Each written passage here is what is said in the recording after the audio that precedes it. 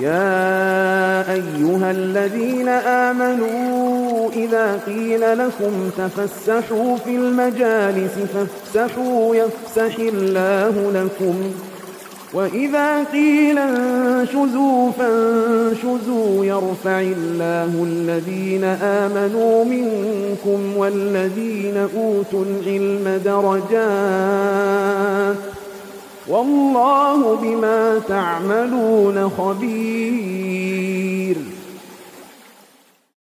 بسم الله الرحمن الرحيم. السلام عليكم ورحمة الله وبركاته. إن الحمد لله نحمده ونستعينه ونستغفره.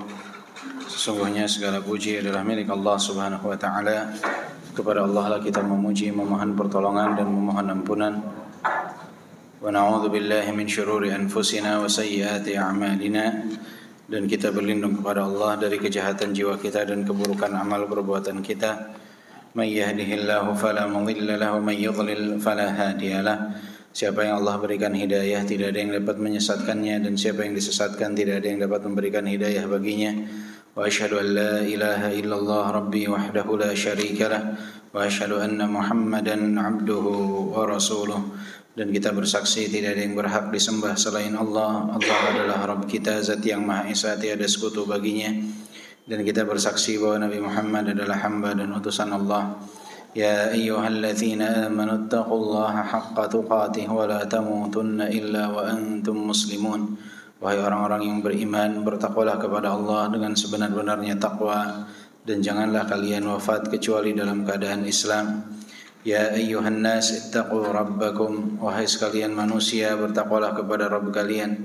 Alladzi khalaqakum min nafsin wahidah, yang telah menciptakan kalian dari jiwa yang satu. Wa khalaqa minha zawjaha wa batha minhuma rijalan katsiran wa nisaa. Kemudian Allah karuniakan pasangan baginya, dan lalu Allah karuniakan dari kedua itu keturunan yang banyak laki-laki dan wanita. Wattaqullaha alladzi tasaaluna bihi wal arham. Bertakwalah kepada Allah yang kalian saling meminta dengan menyebut namanya, dan peliharalah silaturrahim. Innallaha kana 'alaikum raqiba. Sesungguhnya Allah Maha mengawasi atas diri-diri kalian. Ya ayyuhalladzina amanu taqullaha wa qulu qawlan sadida. Wahai orang-orang yang beriman, bertakwalah kepada Allah dan berkatalah perkataan yang benar. Yuslih lakum a'malakum wa yaghfir lakum dzunubakum. Niscaya dengannya Allah akan perbaiki amalan kalian dan mengampuni dosa-dosa kalian.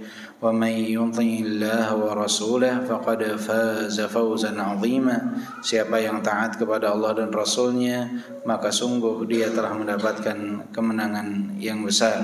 I'lamu fa inna asdaqal hadits kitabullah. Ketahuilah sebaik-baik ucapan adalah kitabullah, firman Allah. Wa khairal hadi hadi Muhammadin sallallahu alaihi wasallam. Dan sebaik-baik petunjuk adalah petunjuk Nabi Muhammad sallallahu alaihi wasallam. Wa syarrul umuri muhdatsatuha. Dan seburuk-buruknya amalan adalah yang diada-adakan. Wa kullu muhdatsatin bid'ah. Dan setiap yang diada-adakan adalah kebid'ahan. Wa kullu bid'atin dhalalah. Dan kebid'ahan itu adalah sesat. Wa kullu dhalalatin finnar. Dan kesesatan itu tempatnya adalah di neraka. Amma ba'du. Alhamdulillah wa syukurillah atas segala nikmat dan karunia yang Allah limpahkan dan karuniakan kepada kita. Bapak dan Ibu yang dimuliakan oleh Allah Subhanahu wa taala,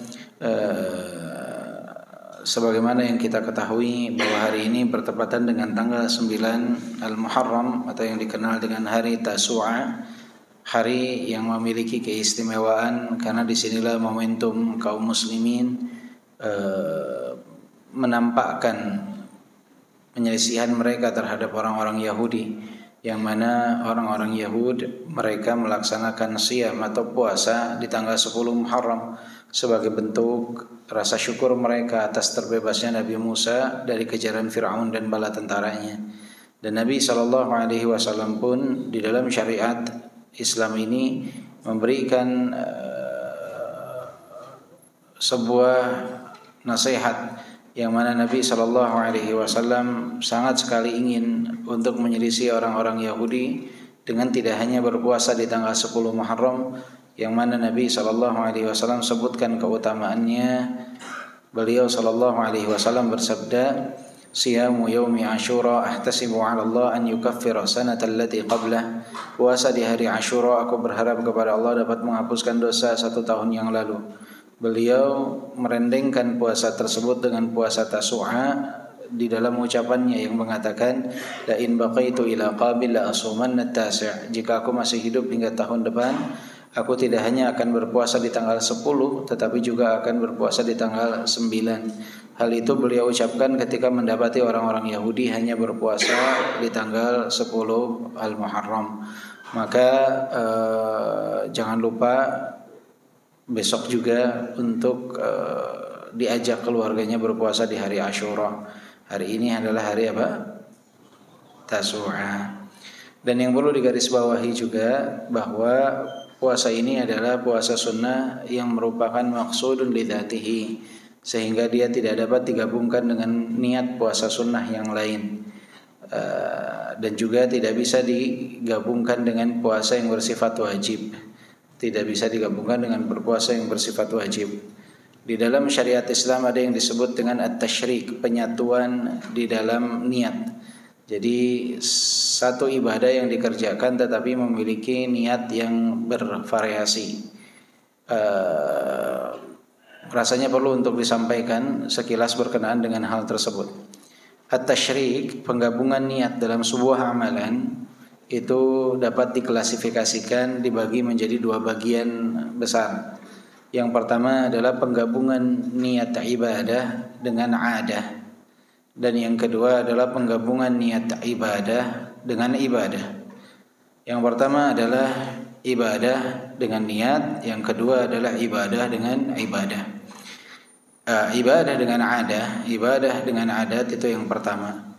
Ibadah dengan adah ini adalah seseorang berniat melakukan ibadah karena Allah Subhanahu wa taala, tetapi ada niat lain setelah niat tersebut. Contohnya seseorang dia berpuasa lillah karena Allah Subhanahu wa taala sekaligus ingin menjaga kesehatannya. Atau seseorang dia berjalan kaki menuju masjid lillah karena Allah Subhanahu wa taala, tetapi juga ingin menyehatkan tubuhnya.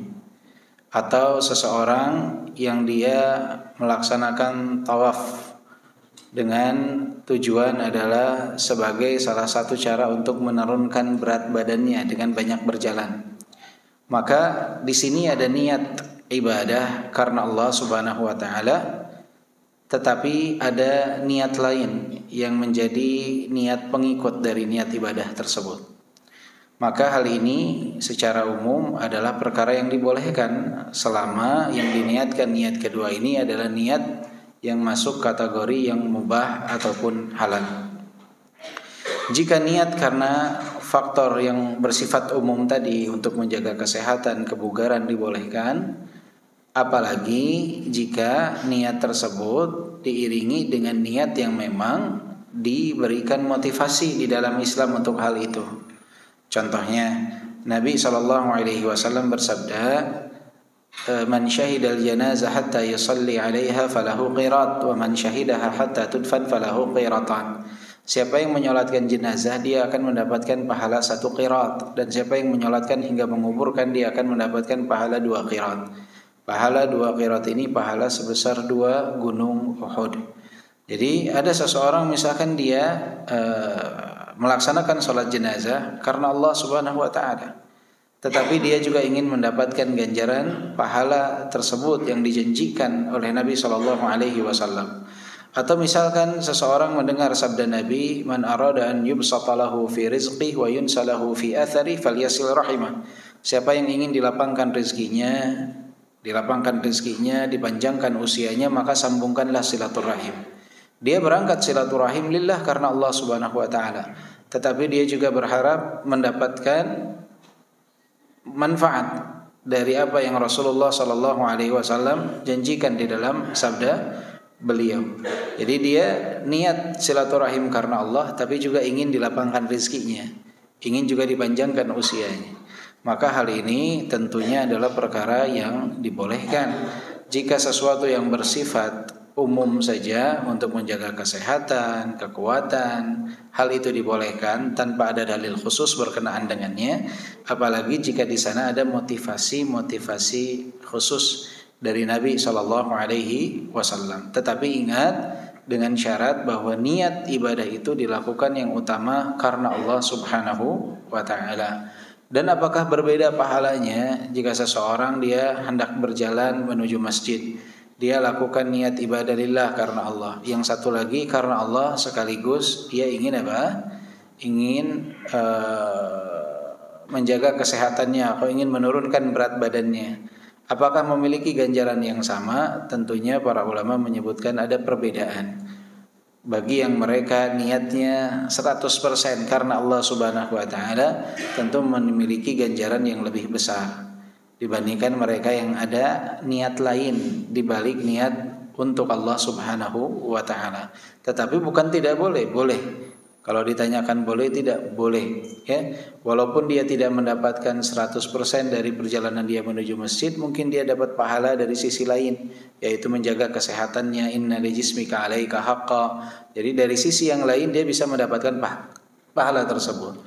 Atau ketika seseorang melakukan ibadah yang tadi niatnya karena Allah, kemudian tapi dia menginginkan sesuatu yang dijanjikan dari perkara dunia, itu pun bukan perkara yang dilarang. Tapi jika dia lakukan 100% karena Allah, itu lebih utama. Karena apa? Karena yang lain ini udah pasti ngikut. Jadi nggak perlu kita niatkan pun sudah pasti apa? Ikut. Antum jaga silaturahim, itu otomatis rezeki dilapangkan, usia dipanjangkan, tanpa perlu meniatkan secara khusus. Kenapa silaturahim? Biar rezekinya dilapangkan. Jadi niatnya ke arah sananya begitu dominan. Padahal kalau dia niatkan 100% karena Allah, itu akan ikut, itu akan mendampingi. Jadi kesimpulannya, menggabungkan niat ibadah dengan ada itu dibolehkan dengan syarat bahwa niat untuk ibadah karena Allah ini berada pada posisi pertama, yang lainnya itu sebagai susulan. Itu dibolehkan, tidak masalah. Dan juga ketika seseorang mengharap ganjaran dari Allah, itu tidak termasuk mengurangi keikhlasan, karena tidak meminta ganjaran dari manusia, tapi memintanya ganjaran dari siapa? Dari Allah Subhanahu wa Ta'ala. Jadi ketika dia ingin dilapangkan rezekinya, ingin dipanjangkan usianya, bukan dari manusia, tetapi dari Allah Subhanahu wa Ta'ala. Karena dia menginginkannya dari Allah Subhanahu wa Ta'ala dan Nabi menjanjikan hal tersebut, maka itu tidak mempengaruhi keikhlasan di dalam beramal. Ya, jika dia beramal karena Allah, menginginkan surga, itu bukan mengurangi keikhlasan. Kenapa? Karena memang Allah janjikan itu, innalil muttaqina mafaza hadaiqa wa anaba. Maka ketika dia mengharapkan sesuatu yang ada di sisi Allah, itu tidak mempengaruhi keikhlasan. Baik, itu yang pertama, penggabungan niat ibadah dengan ada. Yang kedua adalah penggabungan niat ibadah dengan ibadah. Jadi satu ibadah dengan ibadah yang lainnya dikerjakan dalam satu momentum dengan beberapa niat. Jadi dia melaksanakan satu amalan dengan niat ibadah yang berbeda. Nah, di sini harus dibagi menjadi 3 bagian, karena yang namanya ibadah itu ada yang bersifat fard atau yang bersifat wajib, ada yang bersifat sunnah dari amalan ibadah itu. Jadi niat ibadah dengan ibadah yang digabungkan, yang pertama itu adalah amalan ibadah tersebut wajib dengan wajib. Bolehkah seseorang menggabungkan niat ibadah yang wajib dengan ibadah yang wajib lainnya? Misalkan datang waktu sholat zuhur, dia ingin menjamak zuhur dengan asar karena hujan lebat. Bolehkah dia hanya sholat 4 rakaat, kemudian dia niatkan sebelum sholat, saya ingin menggabungkan sholat zuhur dan asar? Kan sama saja 4 gerakan. Boleh tidak? Sholat tapi niatnya double, zuhur dan asar. Boleh atau tidak? Tidak dibolehkan, ya, tidak dibolehkan. Atau seseorang misalkan berpuasa Ramadan, dia niatkan Ramadan dan qadha, Ramadan dan kafarah. Boleh tidak? Tidak. Penggabungan niat yang wajib dengan yang wajib, ibadah yang wajib dengan yang wajib itu hanya dibolehkan dalam 3 perkara. Yang pertama adalah di dalam umrah dan haji, bagi yang berpendapat umrah wajib. yaitu ketika seseorang melaksanakan haji qiran, penggabungan antara umroh dan haji. Ini yang boleh, yang pertama. Menggabungkan umroh dan haji di saat dia melaksanakan haji qiran. Dia menggabungkan yang wajib dengan yang wajib. Yang kedua adalah di saat dia mengangkat hadas kecil dan hadas besar. Mandi janabah dengan dia lakukan hal tersebut, mengangkat hadas besar dan hadas kecil. Jadi wudu masuk di dalam mandi janabah. Dia mandi janabah, mandi wajib, dia niatkan untuk mengangkat hadas besar dan juga hadas kecil. Itu bisa. Jadi seseorang ketika mandi janabah, dia niatkan untuk mengangkat hadas besar, otomatis hadas kecil pun masuk. Jadi digabungkan antara wudu dengan mandi janabah. Itu yang kedua. Yang ketiga adalah bagi yang berpendapat mandi di hari Jumat adalah wajib. Maka seseorang boleh menggabungkan satu kali mandi antara mandi janabah dengan mandi Jumat. Dia waktu pagi misalkan junub, dia mandi, niatnya mandi janabah sekaligus niat mandi di hari Jumat. Jadi bagi yang berpendapat mandi Jumat adalah wajib. Bagi yang berpendapat mandi Jumat adalah wajib. Ya, jadi dia boleh untuk menggabungkannya. Yes, ya? Jadi menggabungkan yang wajib dengan yang wajib itu tidak boleh kecuali pada 3 kondisi ini. Nah sekarang penggabungan antara amalan yang sunnah dengan yang sunnah. Amalan yang sunnah dengan yang sunnah bolehkah untuk digabungkan? Misalkan seseorang berniat untuk berpuasa Syawal di Ayyamul Bidh tanggal 13, 14, 15, boleh tidak? Atau seseorang berpuasa Syawal di hari Senin dan Kamis, bolehkah dia menggabungkan niatnya? Niat puasa Syawal dan niat puasa Senin Kamis, niat puasa Syawal dan niat puasa Ayyamul Bidh. Atau dia sholat tahiyatul masjid dengan niat menggabungkannya dengan sholat sunat wudu, atau sholat duha dia gabungkan dengan sholat tahiyatul masjid. Penggabungan sunnah dengan sunnah ini dibolehkan dengan syarat. Syaratnya adalah salah satu ibadahnya itu ghair maqsud li dzatihi, bukan ditujukan dengan tujuan tertentu dari amalan tersebut. Ghair maqsud li dzatihi, tidak ada maksud tujuan khusus tertentu dari amalan sunnah tersebut. Yang penting telah terangkat dengan amalan yang dilakukan. Contohnya tahiyatul masjid. Tahiyatul masjid itu ghair maqsud li dzatihi. Artinya seseorang itu yang penting sholat ketika masuk masjid. Maka tahiyatul masjid ini karena dia ghair maqsud li dzatihi, dia bisa digabungkan dengan sholat duha. Jadi seseorang begitu masuk masjid, dia niat sebelum takbir, dia niat sholat duha dengan tahiyatul masjid. Maka dia bisa menggabungkannya. Kenapa? Karena sholat tahiyatul masjid ini ghair maqsud li dzatihi. Dia tidak memiliki tujuan khusus dengan sholat tersebut. Berbeda dengan sholat rawatib dan qiyamul lail. Seseorang misalkan setelah sholat Isya, dia mau melaksanakan sholat ba'diyah. Kemudian dia juga ingin melaksanakan sholat tarawih atau qiyamul lail. Bolehkah misalkan di bulan Ramadan selesai sholat Isya, kita gabungkan niat di 2 rakaat pertama itu, niat tarawih qiyamul lail dengan niat ba'diyah Isya rawatib?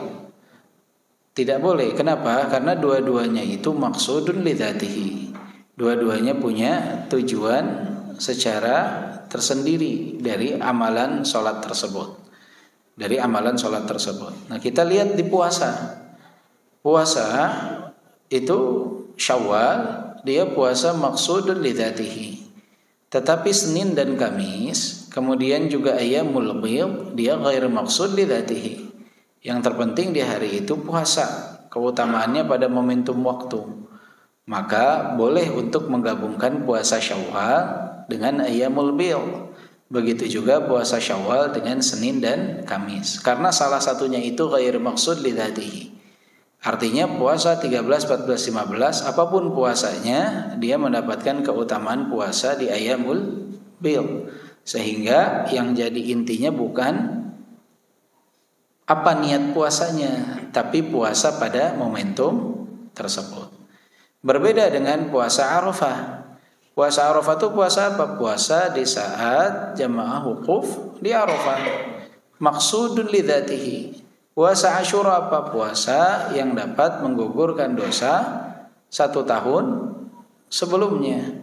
Puasa Tasu'a, puasa apa? Puasa sebagai bentuk penyelisihan atas orang-orang Yahudi.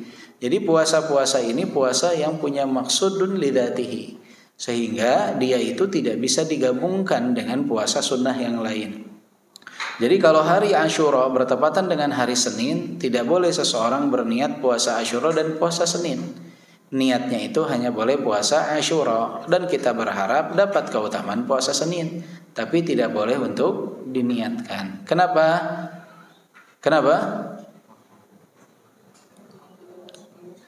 Tidak boleh untuk diniatkan puasa Asyura dengan puasa Senin? Apa terlalu pusing?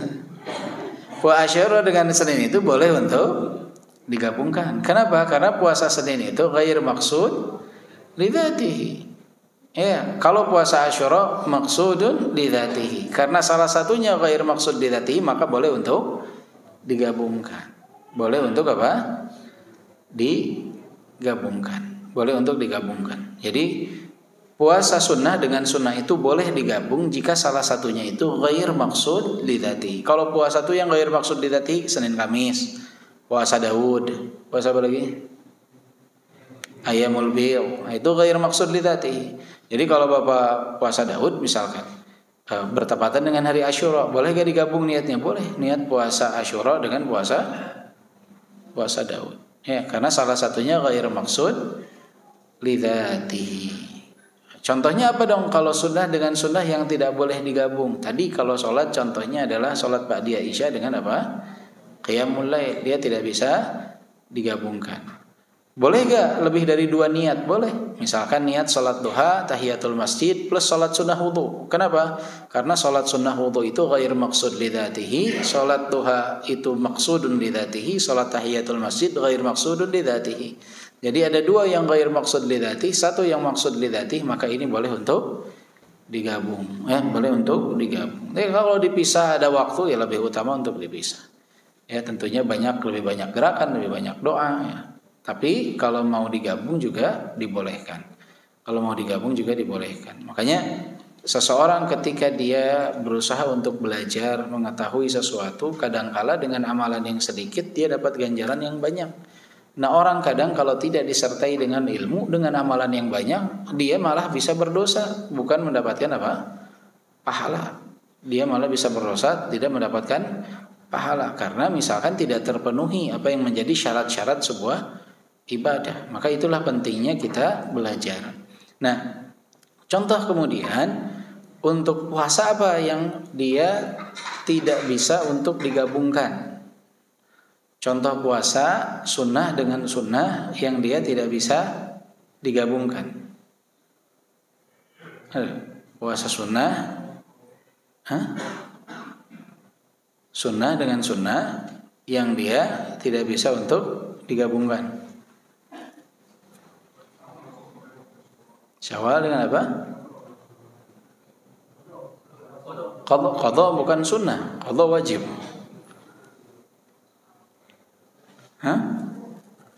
PR sunnah dengan sunnah tidak bisa. Karena apa? Karena puasa yang maksud lidzatihi dari yang sunnah itu dia bulannya berbeda, Syawal, Dzulqa'dah, Dzulhijjah dan Muharram ya. Syawal, Dzulhijjah dan apa? Dan Al-Muharram. Nah, yang ketiga adalah penggabungan antara wajib dengan sunnah. Tadi kan wajib dengan wajib boleh di 3 kondisi saja. Sunnah dengan sunnah boleh asalkan yang satunya ghair maksud lidzatihi. Wajib dengan sunnah bisa gak digabungkan? Wajib dengan sunnah itu tidak boleh untuk digabungkan. Jadi seseorang saat melakukan ibadah yang wajib hanya boleh berniat yang wajib. Dia tidak boleh berniat yang sunnah.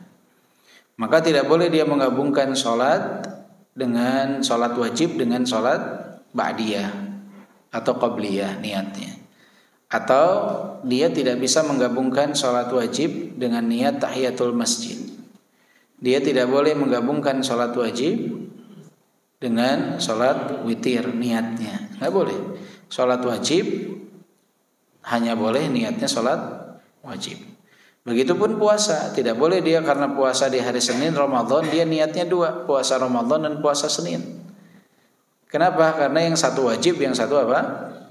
Sunnah. Yang satu wajib, yang satu sunnah. Begitupun dengan puasa qadha. Qadha ini wajib. Jadi qadha itu tidak boleh digabung dengan puasa sunnah. Bolehkah seseorang berpuasa qadha di hari Tasu'a? Boleh gak dia puasa qadha di hari Tasu'a? Khilaf bapak-bapak. Boleh gak puasa qadha dia di hari Asyura? Boleh dia puasa di hari Asyura. Kalau mau puasa qadha boleh, tapi yang dilarang itu bukan puasanya, menggabungkan niatnya. Puasanya mah boleh, dia puasa qadha di hari Asyura boleh. Ya, tetapi yang dilarang itu adalah menggabungkan niat qadha dengan Asyura. Sayang, kenapa? Ini puasa satu hari dapat menghapuskan dosa 1 tahun yang lalu. Kalau kita puasanya puasa qadha berarti tidak mendapatkan keutamaan puasa Asyura. Sayang. Mendingan qadhanya di hari yang lain karena masih panjang. Lebih baik puasa Asyura karena momentumnya terbatas. Nanti hari Seninnya misalkan puasa qadha. Nanti hari Seninnya puasa qadha. Kenapa? Karena keutamaan ini nggak bisa diqadha nih puasa Asyura. Ramadan bisa diqadha. Asyura, Tasu'a nggak ada qadhanya. Lewat sudah.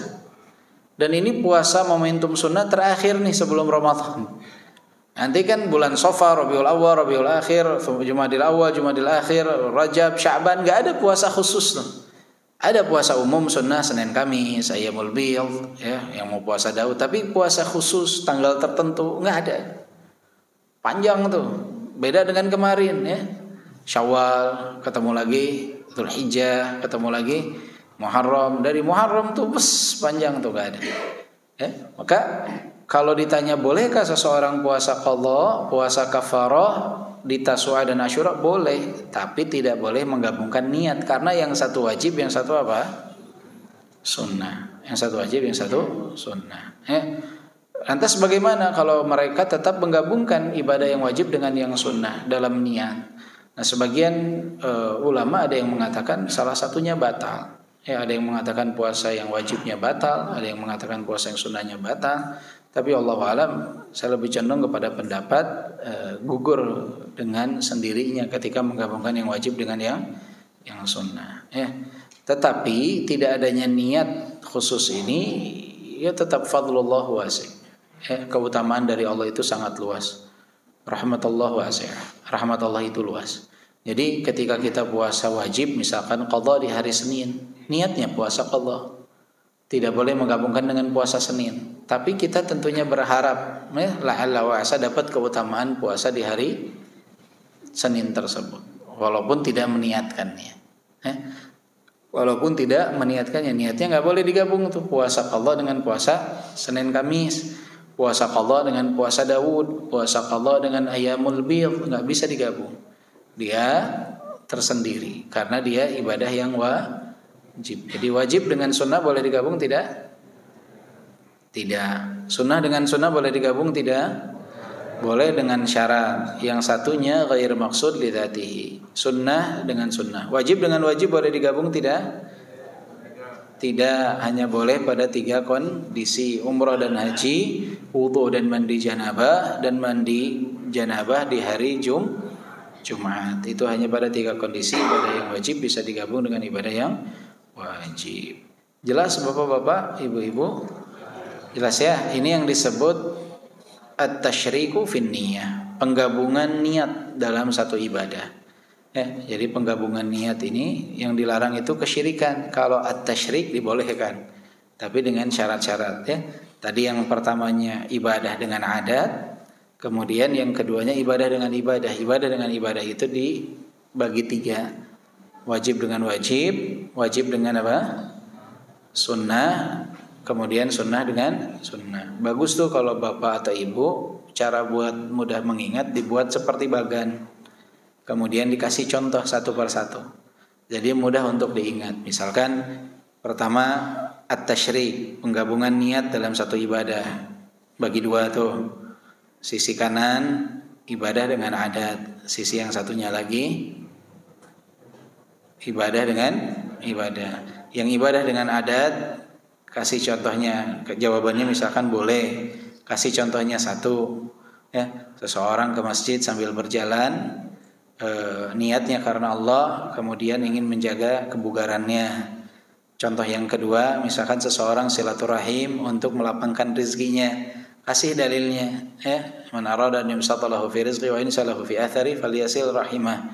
Artinya begini-begini. Jadi ada dalilnya tuh sebagai rujukan. Kemudian yang bagian yang satunya lagi, ibadah dengan ibadah bagi tiga, wajib dengan wajib. Jawabannya tidak boleh kecuali pada tiga kondisi. Tuliskan kondisinya 1, 2, 3. Sunnah dengan sunnah, boleh dengan syarat, ya, dengan syarat. Syaratnya apa? Salah satunya itu ghair maksud bidzatihi. Contohnya tuh. Kemudian wajib dengan sunnah tidak dibolehkan. Kasih contoh, contohnya begini. Jadi kalau sudah dalam bentuk kerangka akan lebih mudah untuk apa? Untuk diingat. Kalau sudah dalam bentuk kerangka lebih mudah untuk diingat. Karena dulu Ana secara pribadi ketika belum menemukan bagan seperti ini agak kesulitan juga ketika memahami penggabungan niat. Tapi dengan bagan sangat terbantu. Jadi lebih mudah untuk mengingat. Kelamaan muqaddimah, sengaja. Kita lanjut pembahasan kita. Gak apa-apa, selama muqaddimahnya manfaat, insyaallah antum tidak sayang waktu ya, insyaallah, semoga seperti itu. Ya.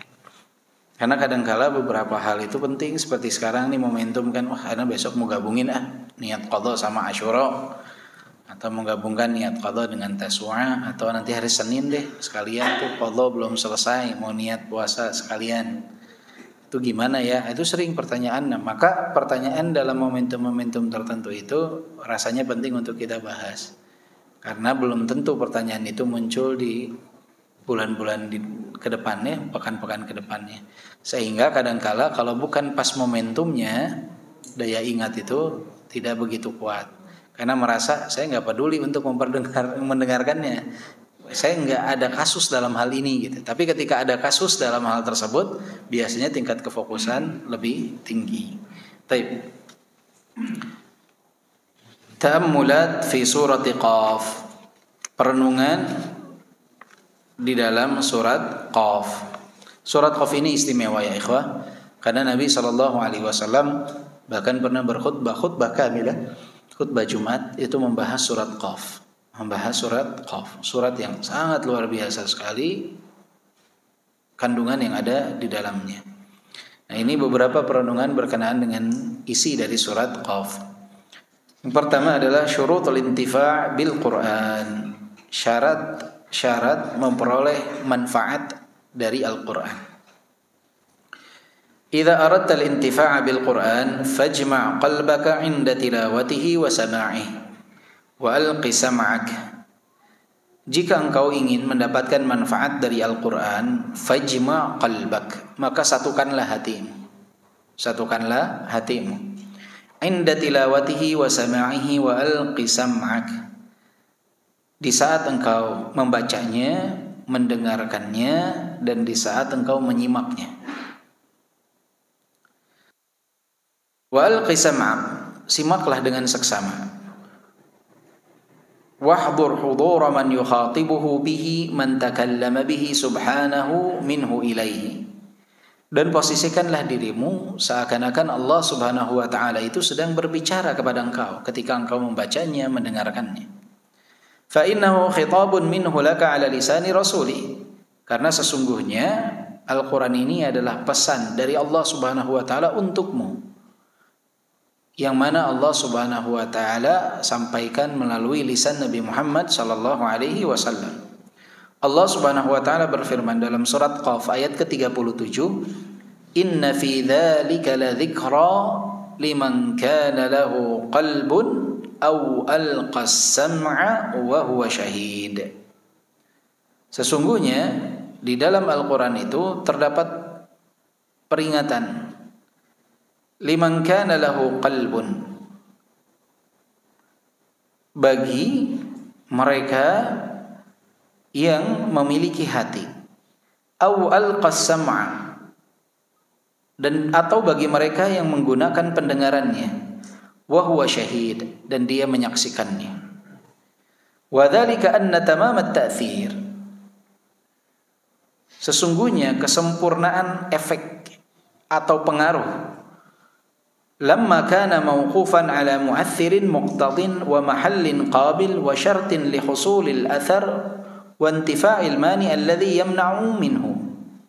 Sesungguhnya kesempurnaan dari efek atau pengaruh adalah dengan memperhatikan beberapa hal. Yang pertama adalah sumber pemberi pengaruh ini, mu'athirnya. Yang kedua adalah wa mahalli qabilin, yang kedua adalah tempat atau objek yang menerima pengaruh tersebut. Yang ketiga adalah wa syartin li husulil athar wa intifa'il mani alladhi yamna'u minhu, dan syarat untuk mendapatkan pengaruh tersebut dan juga terhalang dari penghalang yang dapat menghalangi pengaruh itu masuk. Tadammanatil ayatu bayanu dzalika kullihi bi'ujazi lafdhin wa abyanihi wa adallihi 'alal murad. Dan ayat ini, surat Qaf ayat ke-37, itu menjelaskan seluruhnya dengan lafadz yang begitu ringkas dan jelas yang menunjukkan kepada maksud tersebut. Jadi ayat ini menggabungkan tiga hal tersebut, yaitu sumber pemberi pengaruhnya, kemudian objek yang menerima pengaruh tersebut, dan yang ketiga adalah syarat untuk mendapatkan kesempurnaan dari pengaruh yang ada. Jadi pemberi pengaruhnya, objek penerima pengaruhnya, kemudian syarat agar pengaruh ini bisa maksimal memberikan pengaruh kepada objek tersebut.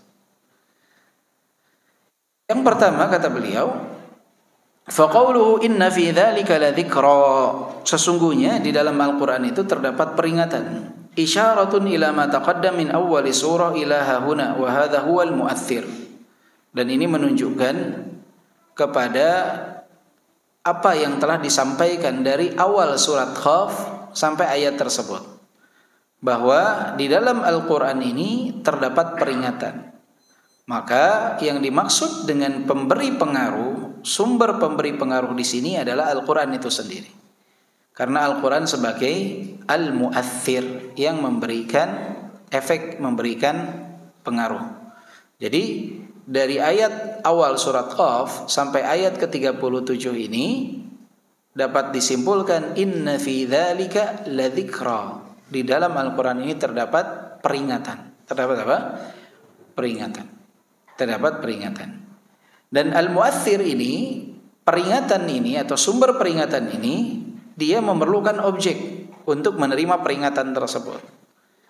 Apa objeknya? Objeknya adalah hati. Makanya Allah berfirman, liman kana lahu qalbun, bagi siapa yang memiliki hati. Fahadha huwal mahallul qabil, ini adalah tempat menerima pengaruh tersebut. Objeknya itu adalah hati. Wal muradu bihi al-qalbul hayy alladhi ya'qilu 'anillah, kama qala ta'ala in huwa illa dzikra wa qur'anun mubin liyunzira man kana hayya ay hayyal qalb. Hati yang dimaksud ini yang dapat menerima pengaruh itu tidak sembarangan hati. Syarat hati itu dapat menerima pengaruh adalah hati yang hidup. Hati yang apa? Yang hidup, bukan hati yang mati.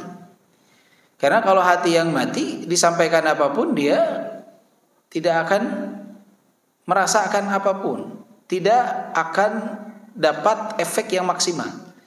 Kenapa? Mati hatinya. Yang akan mendapatkan efek paling maksimal itu siapa? Mereka yang memiliki hati yang hidup. Allah berfirman, in huwa illa dzikru wa qur'anum mubin. Sesungguhnya Al-Quran itu in huwa illa dzikru wa qur'anum mubin, Al-Quran itu adalah pelajaran yang jelas.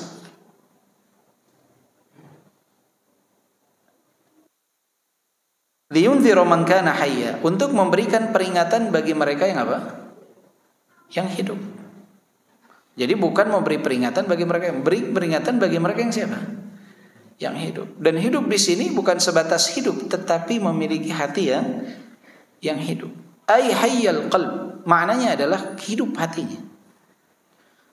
Jadi Al-Quran sebagai sumber pemberi efek atau pengaruh itu, objek pengaruhnya adalah hati. Kapan akan mendapatkan efek yang maksimal? Di saat hati seseorang itu hidup. Makanya coba Pak, ada orang yang ketika baca Quran biasa saja dia. Ada orang yang ketika baca satu ayat berlinang air mata dia, gemetar hatinya. Kenapa? Karena saat momentum tersebut hatinya itu hidup. Jika hidupnya maksimal dari dalam hati tersebut, maka pengaruh dari Al-Quran itu akan semakin maksimal. Sangat berpengaruh kepada efeknya. Jadi kualitas hati itu akan sangat berpengaruh pada efek. Bagaimana untuk menjaga kualitas hati ini agar tetap hidup, agar tetap baik? Ya dengan ketaatan. Karena satu kemaksiatan yang dilakukan akan memberikan noda hitam. Noda hitam, maka hati menjadi busuk. Sulit untuk mendapatkan peringatan. Makanya ada orang Islam dia bebal, dikasih nasihat juga susah.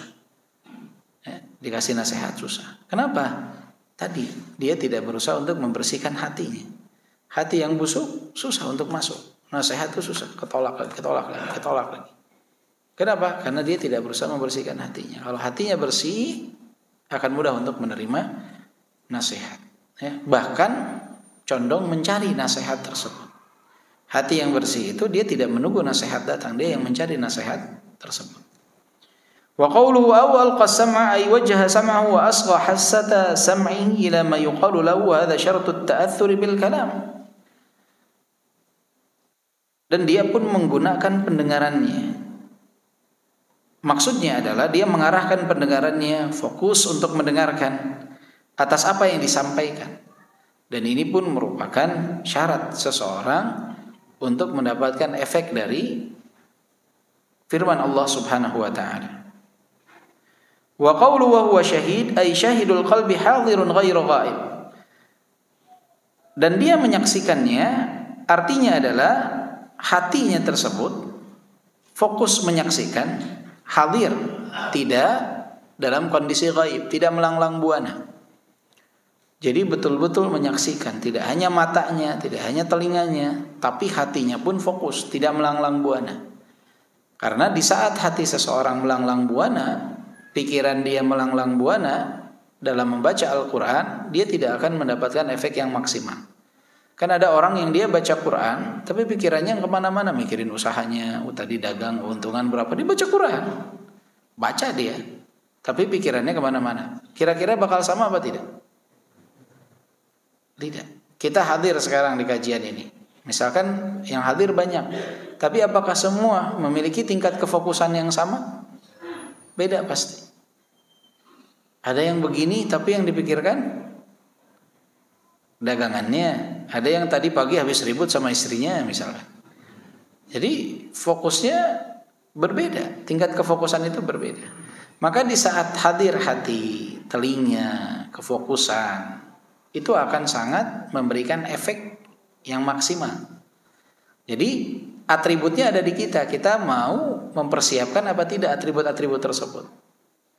Objeknya kan ada di kita nih, hati kita. Cara agar sampai ke hati itu ada di mata kita, ada di penglihatan kita. Kan itu sumbernya tuh. Panca indera yang kita sebut. Itu yang nanti masuk ke dalam hati. Maka di saat kita fokuskan mata kita, pendengaran kita, kita siapkan dengan seksama, hati kita pun memiliki jalur yang baik tuh untuk masuk. Tapi kalau telinga kita tutup, di hati ini akan kurang nih. Cuma bisa melihat, tidak bisa mendengar. Kadang-kala ya ikhwah, apa yang didengar itu lebih berefek daripada apa yang didengar. Kenapa? Karena dari intonasi, cara membaca. kita dengarkan qari membaca dengan tajwid yang benar, nada yang benar, panjang pendek yang benar, itu pengaruhnya luar biasa. Kadangkala lebih daripada kita yang membaca dengan kita mendengarkan. Kenapa? Mungkin saat kita membaca tidak sesuai bacaannya, tapi saat mendengarkan karena bacaannya sesuai itu lebih mengena. Nah, kalau atribut ini semua kita pakai, pendengaran kita, mata kita, ya dalam Al-Quran, itu kan jalurnya banyak yang masuk ke dalam hati. Hatinya kita siapkan dari segala hal, efeknya akan sangat luar biasa. Mungkin gemetar kita ketika dibaca Al-Quran. Ya. Makanya kan kenapa dalam Al-Quran disebutkan, andaikan Al-Quran ini diturunkan kepada gunung, gunung ini akan seperti apa? Hancur. Cuman kita ini sebagai manusia luar biasa, ya, luar biasa. Hidupkanlah hati kita agar dapat menerima efek yang maksimal. Karena pengaruhnya itu tidak hanya untuk kehidupan akhirat kita, tapi kehidupan dunia kita juga. Kebahagiaan itu akan semakin besar nilainya di sisi orang-orang yang hatinya hidup. Bahagia dia, nggak beban hidupnya. Jadi nggak sama sekali menjadikan dunia ini sebagai tolak ukur kebahagiaan dia. Nyaman. Coba untuk paling lihat orang paling bahagia tuh yang seperti apa? Orang-orang yang hatinya hidup, yang membersamai diri dengan Al-Quran. Itu mereka kelihatan bahagia sekali. Walaupun mungkin di kantongnya ada 10.000 saja. Tapi ada orang di kantongnya ATM-nya Masya Allah ada 10. Nominal di tiap depositnya itu mungkin ratusan juta. Tapi lihatnya murem, pusing kelihatan. Apa yang membedakan? Ternyata hati yang hidup itu berbeda dengan hati yang mati. Apalagi kalau tebal seperti itu, terus hatinya hidup lagi. Oh, Masya Allah. Itu dapat menghidupkan hati-hati yang lainnya dengan apa? Berbagi, bersedekah. Ya. Qala Ibnu Qutaibah, istama'a kitab Allah wa huwa syahidul qalbi wal fahmi laisa bighafilin wala sah. Artinya mendengarkan kitabullah dan dia menyaksikan dengan hati dan pemahaman. Laisa bighafilin wala sah, bukan termasuk orang yang lalai dan lengah. Jadi jangan tadi melanglang buana. Anak kan sering sampaikan, jangan kita menjadi orang yang menjadi sebatas pembaca doa, tapi jadilah orang yang berdoa. Jadi jangan sampai hanya sebagai pembaca Al-Quran, tapi benar-benar fokus dengan apa yang dibaca, ayat demi ayat. Ya. Jangan sampai di saat baca Quran pikiran kita kemana-mana. Jangan sampai saat mendengarkan Al-Quran pikiran kita kemana-mana. Kan beda kita ketika sholat berjamaah, kita yang fokus dengan bacaan yang dibaca imam, dengan kita yang pikirannya kemana-mana. Itu beres sholat aja ditanya tadi imam baca surat apa, bingung pasti. Nah, kenapa? Karena dia juga nggak tahu imam baca apa, nggak fokus. Tidak fokus. Tidak fokus.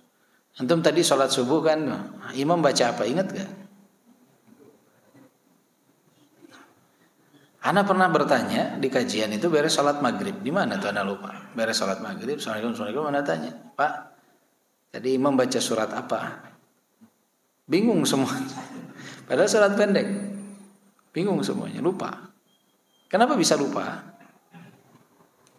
Manusia namanya tempat lupa, bukan? Enggak. Memang manusia tempat lupa, tapi apa? Ini menandakan kurang fokus kita. Kurang fokus kita. Coba kalau saya tanyanya sebelum sholat maghrib, Pak, nanti saya mau tanya ya, ba'da maghrib, Bapak tadi sholatnya dengarkan surat apa di rakaat pertama dan rakaat kedua. Kira-kira dia bakal fokus gak? Fokus. Nah, coba pertanyaan ini ajukan kepada diri kita sebelum kita sholat. Nah, caranya seperti itu. Nanti imam baca apa? Saya tahu gak ya nanti setelah sholat. Nah, di situ akan meningkatkan nilai kefokusan kita dalam mendengarkan Al-Quran. Karena pengaruhnya beda. Kalau kita fokus dengan tidak fokus, pengaruhnya berbeda jauh. Berbeda jauh. Tingkat kekhusyuan itu sangat mempengaruhi kualitas sholat kita. Dan ini PR Pak, walaupun udah tahu rumusnya, udah tahu ilmunya, prakteknya itu sangat sulit. Sangat sulit sekali. Ya, sangat susah sekali. Bahkan jangankan ketika menjadi makmum, ketika menjadi imam saja, tidak semua imam bisa fokus terhadap apa yang dia baca. Kadang sebatas baca tapi pikirannya kemana-mana. Apalagi ketika membaca surat yang dia sudah hafal sekali. Dan juga ada yang ketika membaca itu fokusnya kepada hafalannya, bukan kepada apa yang dibacanya. Ini PR untuk kita semua, untuk imam, untuk makmum lebih fokus lagi. Wa huwa isyaratun ilal mani min husulit ta'thir. Yang namanya kelengahan, kemudian juga kelalaian, itu adalah al-mani min husulit ta'thir, penghalang dari mendapatkan efek pengaruh dari Al-Qur'an yang dibaca tadi. Wa huwa sahwul qalbi wa ghaibatuhu an ta'aqquli ma yuqalu lahu wan nadhari fihi wa ta'ammulihi.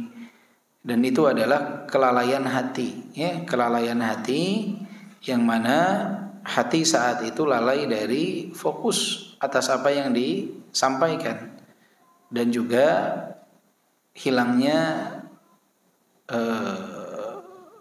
apa disebut itu,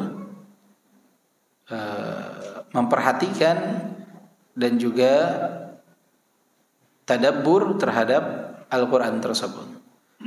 Idza hasala al-mu'athir wa huwa al-Quran wal mahallul qabil wa huwa al-qalbul hayy wa wujud asy-syart wa huwa al-isra wa intifa'ul ma'ni wa huwa inshighalul qalbi wa dhuhuluhu an ma'na al-khatib wa insirafuhu anhu ila syai'in akhar hasala al-athar wa huwa al-intifa'u wat tadhakkur. Kata beliau, idza hasala al-mu'athir, jika ada pemberi pengaruh, wa huwa al-Quran, Quran ada nih, wal mahallul qabil wa huwa al-qalbul hayy, dan ada objek penerima pengaruh ini. Apa itu? Hati yang hidup. Wa wujud asy-syartu wa huwa al-isgha, kemudian ada syarat, yaitu mendengarkan dengan seksama, menyimak dengan seksama syaratnya. Wa intifa'ul mani wa huwa inshighalul qalbi wa dhuhuluhu an ma'na al-khatib wa insirafuhu anhu ila syai'in akhar, dan hilangnya penghalang. Apa penghalangnya? Yaitu sibuknya hati dengan yang lain dari makna yang disampaikan di dalam Al-Quran tersebut.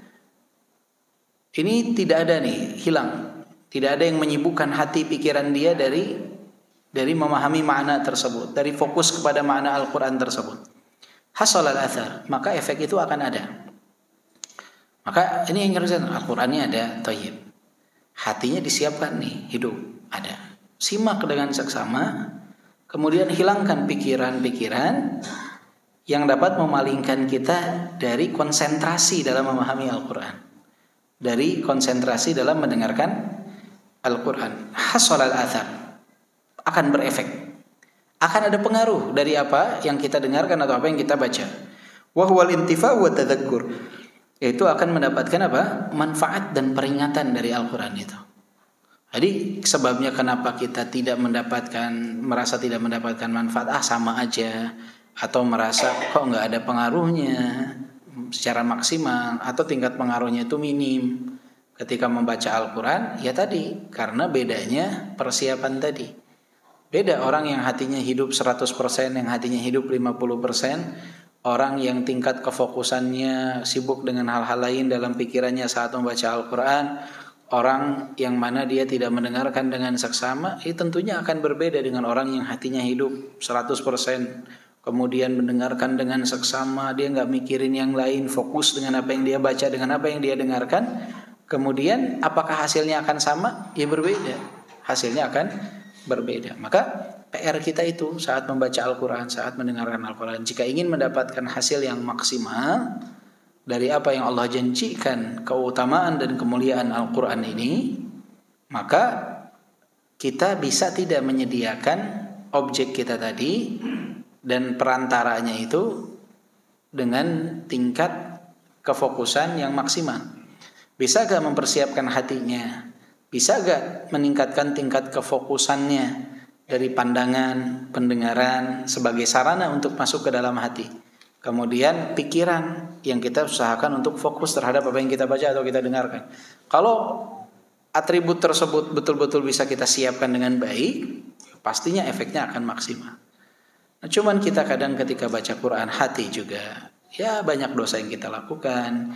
Kemudian juga tingkat kefokusan dari mata, dari pendengaran juga. Kadang kita baca sambil dengarkan orang, kadang kita baca sambil pengaruh suara dan lain sebagainya, keributan. Kemudian juga tingkat kefokusan, memikirkan hal yang lain. Kita baca Quran sambil WA-an. Ada yang seperti itu. Ramadan paling banyak tuh orang baca Quran sambil dia apa? WA-an. Tangannya udah latihan, udah Masya Allah kan.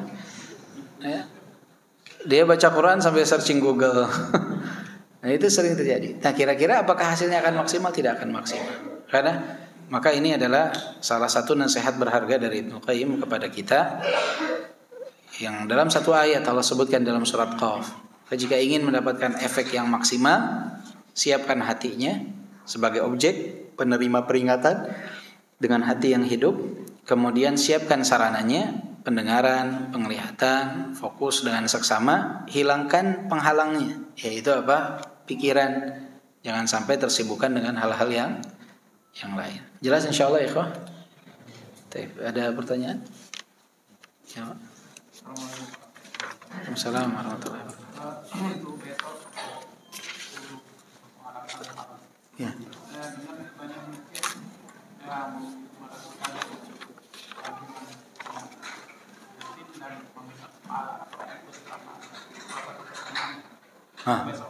Baik. Jazakallahu khair Pak pertanyaannya. Jadi pertanyaannya, apakah besok itu betulkah disebut sebagai lebaran anak yatim? Karena banyak yang membuat acara seremonial berkenaan dengan anak yatim. Ada sebuah hadis, Pak, man masaha ala ra'sil yatim yauma Asyura rafa'allahu bi kulli sya'ratin darajah. Maknanya kurang lebih seperti itu. Siapa yang mengusap kepala anak yatim di tanggal 10 Muharram, maka setiap helai rambut yang diusap itu akan mengangkat derajat 1 derajat. Hadis ini adalah hadis yang dihukumi sebagai hadis yang dhaif, hadis yang lemah. Karena di dalam sanadnya kalau tidak salah ada Habib ibn Abi Habib, saya lupa namanya, itu diingkari hadis yang berasal dari beliau oleh para ulama, sehingga masuk kategori hadis yang lemah.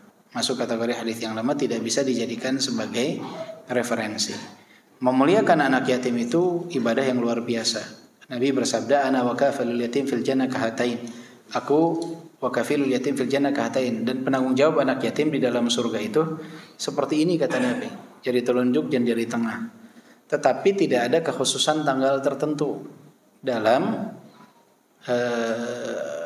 memuliakan anak yatim.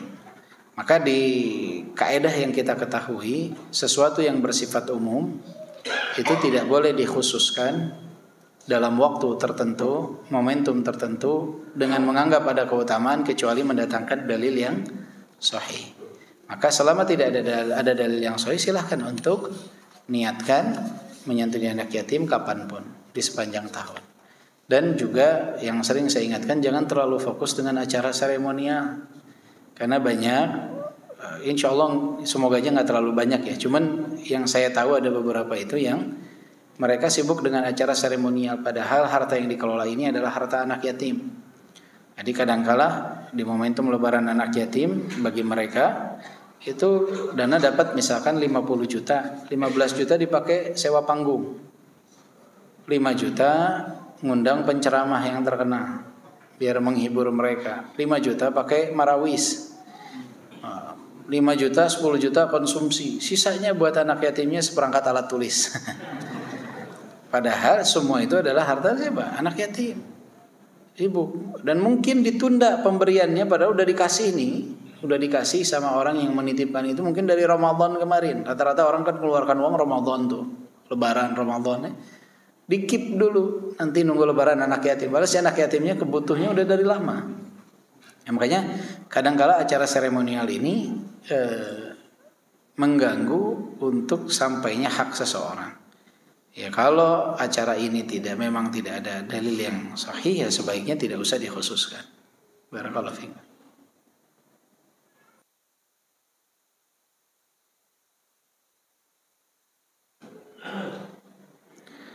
Ana mau tanya, jika seseorang sholat wajib sendiri sebelum imam mulai sholat berjamaah, apakah diperbolehkan dengan alasan takut tertinggal kereta atau bis?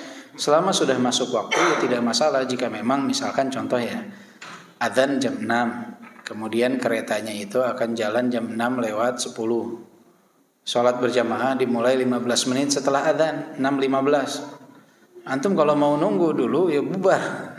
Keretanya sudah jalan. Selama sudah masuk waktu silakan sholat. Karena ini kondisi yang darurah. Ya, kondisi yang darurah. Sholat, setelah itu naik kemana? Ke keretanya. Naik ke keretanya. Ya, naik ke keretanya. Dan sekarang kalau nggak salah di kereta ada tempat sholat juga ya. Cuman selama masih bisa sholat di stasiun, sholat. Kenapa? Karena dia bisa menghadap kiblat. Dan juga bisa sempurna berdiri. Karena kalau di kereta sambil goyang mungkin nggak bisa, akhirnya duduk. Sedangkan berdiri ini adalah rukun sholat. Berdiri adalah rukun sholat. Ya, maka usahakan sholat dulu saja di kereta, biar kita bisa melaksanakan rukun-rukun dengan sempurna. Ya di stasiun, di stasiun. Ya di stasiun. Dan kalau memang perjalanannya safar, antum punya hak untuk mengqashar dan juga bisa untuk menjamak. Jadi jangan terburu-buru, karena nanti bisa untuk apa? Menjamak, bisa untuk menjamak. Ya. Jadi selama masih bisa dijamak di tempat tujuan atau di itu nggak masalah. Ya kalau terlalu mepet, misalkan kereta jalan 12:05, antum jam 12 nih lewat 2 baru adzan, daripada sholatnya tidak tumanina, lebih baik ya tunggu saja. Misalkan sampai di lokasi jam 4 kan masih bisa tuh. Jamak qashar, jamak takhir saja. Ya. Jangan memaksakan, karena kekhusyuan pun akan hilang, kefokusan pun akan hilang. Ya. Dan hati-hati dengan penerbangan kereta. Mereka kalau terlambat antum tidak bisa nuntut, tapi kalau antum yang terlambat, mereka nggak ada kata ampun, maaf tuh. Ya. Anda pernah dulu gara-gara itu, subhanallah, padahal waktunya masih ada, cuman ya sudah, mereka yang punya wewenang tertinggal waktu itu, tertinggal pesawat gara-gara hal tersebut. Padahal masih panjang waktunya, tapi ya qadarullah itu tadi. Kadang kalau dalam posisi safar, Allah kan memberikan keringanan demi keringanan, maka ambillah keringanan tersebut.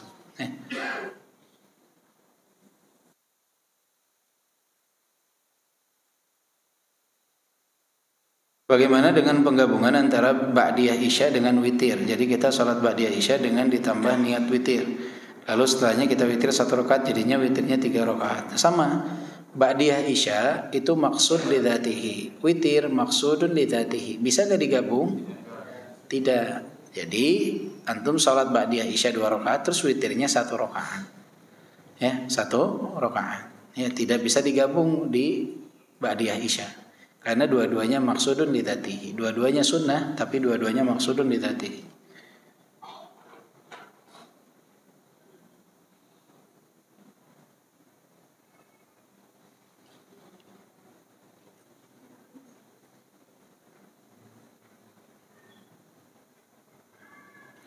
Apa syarat seseorang bisa dipanggil dengan gelar ustadz? Sesungguhnya pujian itu sangat nikmat sehingga seseorang menjadi terhanyut, pemicu fitnah dan kesombongan kelak. Di tempat saya hanya berpenampilan islami dan rajin beribadah jamaah di masjid. Terkadang orang lain sudah memanggil saya ustadz. Ingin mencoba bisikin, jangan panggil ustadz, panggil nama atau Pak Bang saja sudah cukup. Mohon nasihatnya. Sama nih, capek Pak. Capek. Saya sendiri, saya capek ngelarang orang memanggil nama, karena nama ini sangat berat. Orang kasih gelar ustadz. Saya bilang saya bukan.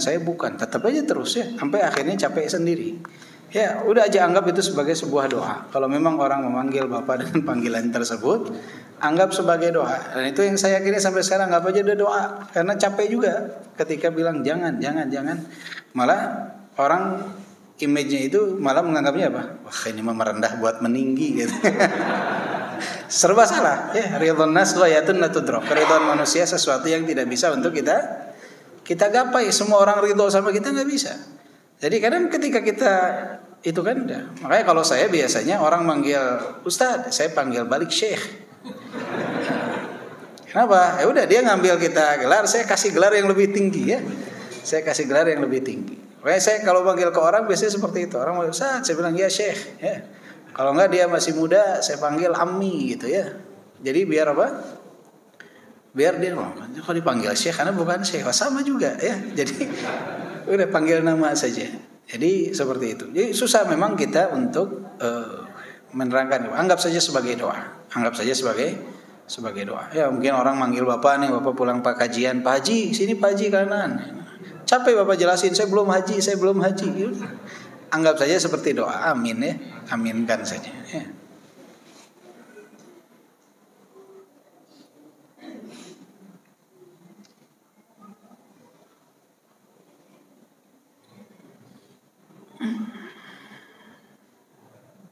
Pekan ini alhamdulillah kedua putri kami akan masuk ke pondok, satu jenjang SMA, satu jenjang SMP insyaallah. Mohon doanya untuk dimudahkan urusannya, termasuk para jamaah yang hadir yang hendak tahun ini segera menyekolahkan anak-anaknya, memasukkan anak-anaknya ke pondok atau ma'had. Mungkin ada sedikit nasihat masukan kepada putri kami yang memondok yang alhamdulillah keduanya juga hadir kajian hari ini. Oh insyaallah tabarakallah.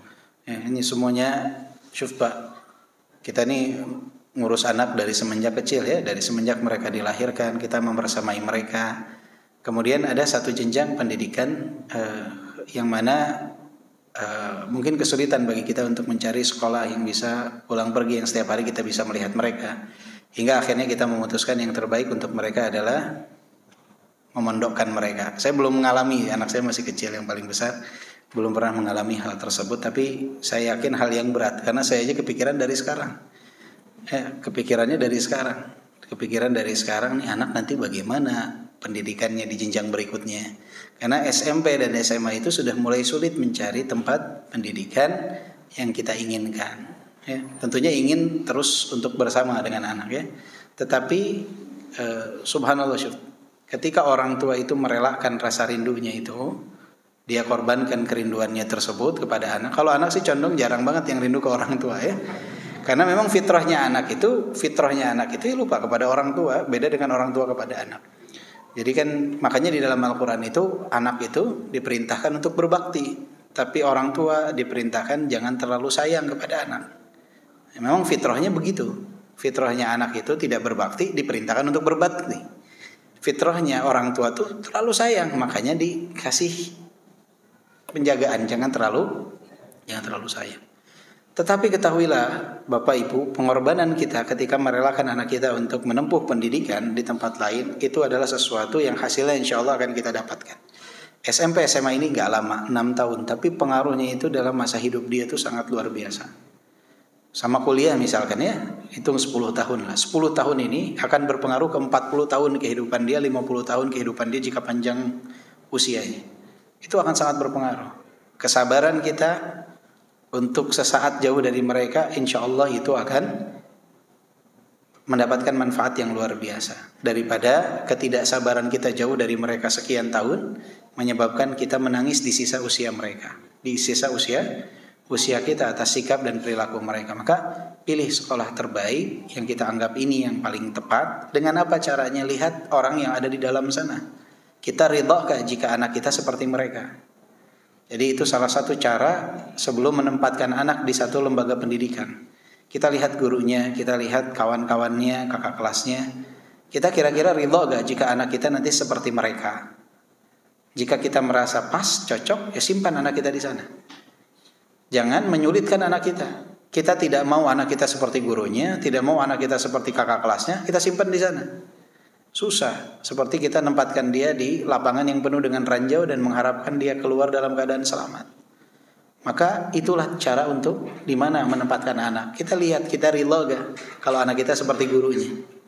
Ridho, simpan di sana. Enggak, jangan, cari tempat yang lain. Kemudian juga untuk orang tua, doakan terus anak-anaknya yang jauh, yang mondok, dan usahakan untuk sering untuk menengoknya, karena kadang-kala mereka perlu waktu untuk menceritakan apa yang mereka alami, dan usahakan jangan terlalu jauh dengan anak, usahakan untuk dekat agar dia mau menceritakan apa yang jadi keluhan dia. Jangan sampai dia salah tempat bercerita, karena banyak anak wanita itu yang dia tidak bercerita kepada ayahnya karena sikap ayahnya, akhirnya dia mencari objek lain untuk dia dapat bercerita, dan ini kadangkala ya tadi masuk ke lubang harimau yang akhirnya menjerumuskan dia dalam kemungkaran. Kemudian untuk anak-anak yang mondok, ketahuilah bahwa insya Allah doa ibu kalian, ayah kalian itu menyertai kalian. Ketahuilah di balik makanan yang kalian nikmati di pondok itu ada keringat orang tua kalian yang banting tulang memikirkan bagaimana membiayai kalian. Kemudian juga ada tangisan ibu yang merelakan kerinduannya. Jadi bukan sesuatu yang murah. Keberhasilan kalian masuk ke dalam pondok itu sesuatu yang sangat mahal. Ya, keringat orang tua, tangisan orang tua, itu yang mereka berusaha tegar tuh di depan anak. Itu sesuatu yang nggak mudah sebetulnya. Kadang orang tua ada yang memikirkan nih bagaimana bulan ini sekian juta. Pondok sekarang sebulan nggak ada yang di bawah 1 juta. Tidak ada yang di bawah 1 juta. Mungkin rata-rata 1,5, 2 juta. Sedangkan penghasilan 4 juta. Penghasilan 5 juta, yang 3 juta dibagi buat 5 anak, 2 juta khusus untuk 1 anak. Itu sesuatu yang bukan perkara yang mudah. Bukan perkara yang mudah. Maka fokus dengan belajar, minta kepada Allah kemudahan untuk kalian, dan doakan orang tua kalian agar dimudahkan dalam mencari rezeki. Dan ketika kalian menuntut ilmu di pondok, itu adalah salah satu sebab Allah mudahkan rezeki bagi orang tua kalian. Di saat anak-anaknya itu belajar menuntut ilmu dimanapun, tidak harus di pondok, ketahuilah itu adalah sebab orang tuanya Allah mudahkan dan lapangkan rezekinya. Karena menuntut ilmu itu adalah salah satu sebab dilapangkan rezeki oleh Allah Subhanahu wa taala bagi si sumber pencari rezeki tersebut. Maka fokus dengan belajar, fokus dengan apa yang ada di hadapan, jangan terpengaruh dengan anak-anak yang tidak baik. Karena tidak sedikit juga orang tua yang tidak mau pusing.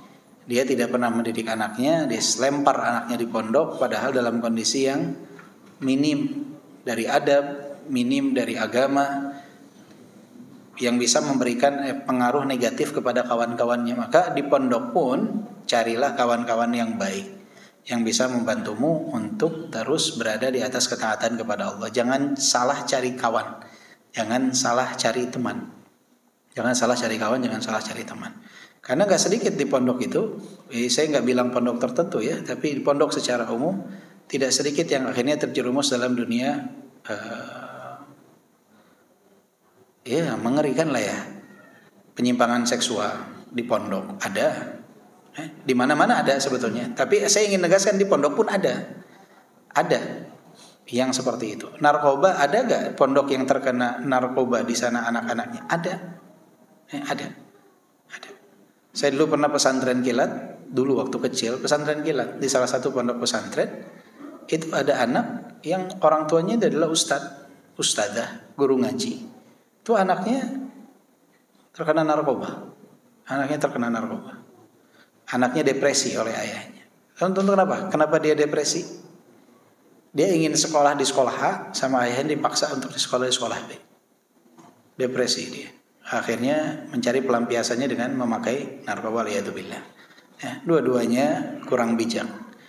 Si ayah ketika mau menyekolahkan anak di sekolah B harusnya dapat menyampaikan dengan bijak, bukan sebagai sebuah paksaan, tapi mengarahkan agar anak itu bisa menerima keputusan daripada si ayah. Jadi semua ada, maka harus hati-hati sebagai anak mencari teman bergaul ya. Dan kita orang tua doakan terus dan pantau terus. Jangan lempar anak ke pondok udah bodo amat, tutup telinga, enggak. Pantau, tanya gurunya gimana, kondisinya gimana, perkembangannya, ajak ngobrol kalau berkunjung ya. Semoga Allah berikan kemudahan kepada kita semua. Dan kita berharap tentunya nantinya akan ada para penerus di dalam dakwah.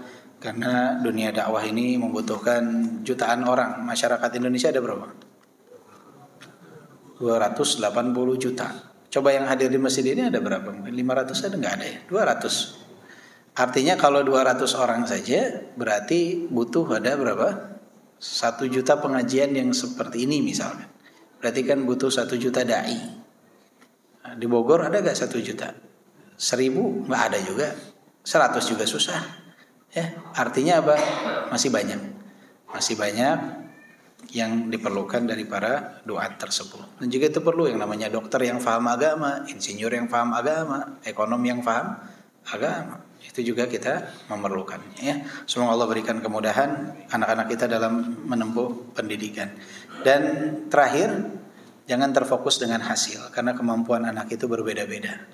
Jangan maksa tuh anak si itu sudah begini, anak si itu kok kamu begini-begini saja. Jangan pernah membandingkan. Kemampuan anak berbeda-beda.